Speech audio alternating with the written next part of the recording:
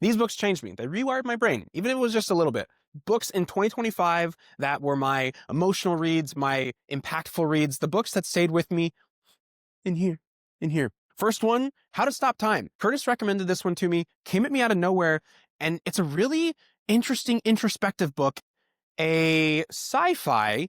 It's about a character who ages at like a seventh the speed of a normal person. But the whole point of this book is really just focused on his life and him learning to appreciate this longer life that he has. It's not really focused on any sci-fi. It's not super focused on him aging slowly, but more just on, is this a life well lived? Great book. Really made me think about how we spend our day to day, what it looks like to appreciate and be grateful for life. Came at me out of nowhere. Curtis recommended it. I read it while I was waiting for him to catch up.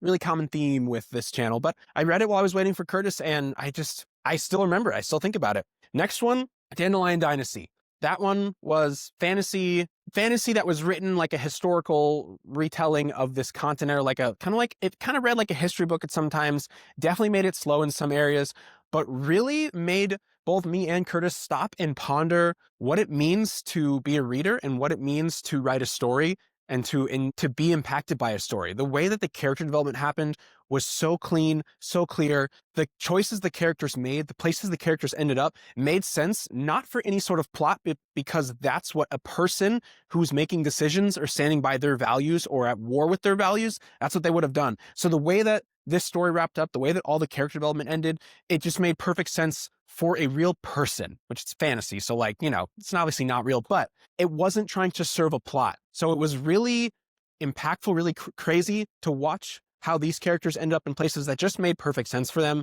and weren't for plot armor or for deaths or for a big sparkly moment. That was one of the things we talked about, how this series didn't have moments that were there to serve the reader. It didn't end or have big, amazing climaxes. It had some cool stuff that happened, but it wasn't like the whole purpose was, we're getting there, big, amazing moment, the final battle. It wasn't any of that. It was just a really well-written book, really great storytelling. Ken Liu, masterful storyteller.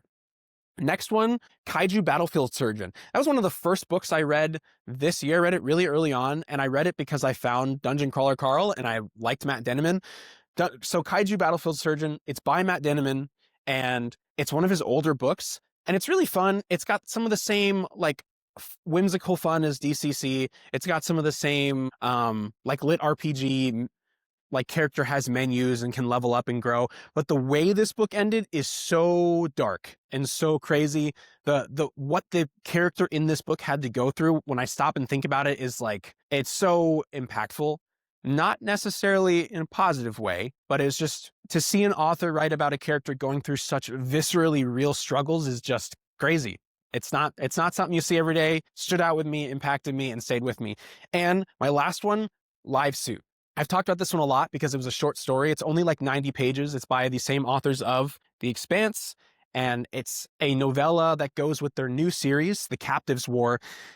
But for a 90-page book, it entirely changed how I judge books for the year.